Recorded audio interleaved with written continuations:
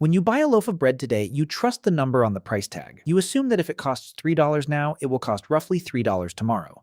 But for a Roman citizen in 270 AD, that trust was gone. A soldier's monthly pay could buy a week of grain in January and nothing by December. The empire wasn't conquered by barbarians first, it was bankrupted by its own treasury. And the weapon wasn't a sword, it was a coin, specifically the Antoninianus, a silver coin that stopped being silver. This wasn't an accident, it was a deliberate financial decision made by Emperor Aurelian to fund endless wars. And it triggered an inflationary spiral so severe that merchants began refusing imperial currency entirely. Your modern economy runs on the same invisible faith. And history shows exactly what happens when that faith breaks. Let's start with what money actually was before debasement. Not abstract value, physical trust. For centuries, the Roman denarius was 98% pure silver. Its weight was its worth. A merchant in Gaul accepted it because he knew a baker in Egypt would too. The coin carried the empire's credibility in metal. Your brain evolved to track resource exchange through tangible signals. Gold felt heavy, silver rang true, bronze had heft. These weren't just preferences, they were survival heuristics forged over millennia of barter. When a coin lost its physical integrity, your nervous system registered it as deception, not economic theory, biological threat. Then someone figured out how to exploit exactly that trust, that someone wasn't a foreign invader, it was the emperor himself. By the mid-3rd century, Rome faced existential crises on every border. Goths in the north, Persians in the east, plague within. Armies demanded pay, loyalty required gold, but mines were exhausted. Tax revenue collapsed. So emperors chose the path of least resistance. They reduced the silver content of the Antoninianus from 50% under Septimius Severus to 5% under Gallienus to less than 2% under Aurelian. The coin looked identical. Same size, same portrait, same inscription. But inside, it was base copper with a silver wash, a counterfeit minted by the state. This wasn't fiscal policy. It was systemic fraud. And it worked, briefly. Soldiers were paid, borders held for another month. But here's what nobody measured. The moment citizens realized the coin was hollow, prices didn't just rise. They detonated. Wheat that cost 8 asses in 235 AD cost 200 asses by 270.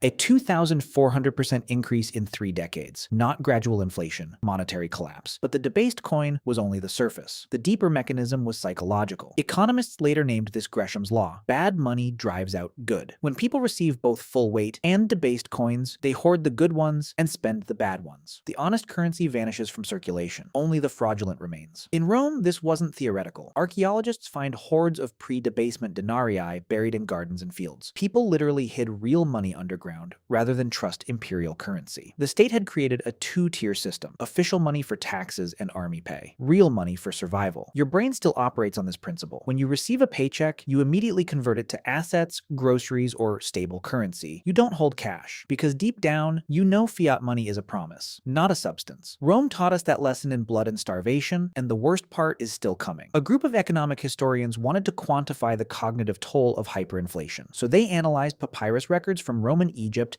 spanning 200 to 300 AD. They tracked transaction frequency, contract complexity, and market participation across 3 phases: stable currency, early debasement, and total collapse. Same region, same population, same agricultural output. But under early debasement, long-term contracts vanished. Farmers refused multi-year leases. Merchants demanded daily payment. Trust evaporated. Under total collapse, markets fragmented into barter networks. Grain became currency. Labor was paid in food. The complex economy that sustained millions reverted to subsistence. Not because production fell, because coordination failed. The system that demands monetary stability also systematically undermines the social trust required to maintain it. This is an irony. It's design flaw. So what killed the empire's economy? The answer is simpler than you'd think. Short-termism. In nature, resources are conserved. Tribes stored grain for lean years. Elders enforced sustainable harvests. No generation consumed the future, but imperial politics couldn't conserve. Emperors needed immediate loyalty. Generals demanded instant pay. Senate factions required bribes, so the future was liquidated. Converted from generational wealth to quarterly survival. From metallic standard to paper promise. And then we conquered it. We flooded our world with central banks, quantitative easing, digital fiat. And we thought that was sophistication. But here's what we lost: the certainty that value was anchored in reality, that savings meant security, that a promise backed by metal couldn't vanish overnight. Modern Modern humans check asset prices an average of 12 times per day. 12 times. Moments stolen from presence, craft, community. All to monitor a system that was never meant to be trusted blindly. Researchers have found that societies with commodity-backed currencies report 60% lower anxiety during crises. Regardless of GDP, that's all it takes for ancestral wisdom to reassert itself. We didn't just change how we transact. We eliminated an entire layer of monetary sovereignty. That quiet confidence between earning and spending, the state that our ancestors described as solid and real, doesn't exist anymore for most people. Instead, we have portfolio anxiety, and we treat it like market volatility. But what if it's not volatility at all? What if checking your balance at midnight isn't your mind malfunctioning? What if it's your mind remembering what it was built to need? For 5 centuries, your ancestors spent their lives in a rhythm that modern finance is only beginning to understand. They trusted metal more than mandates. They stored wealth in tangible form. They lived with monetary grace so complete that saving wasn't something you had to hedge,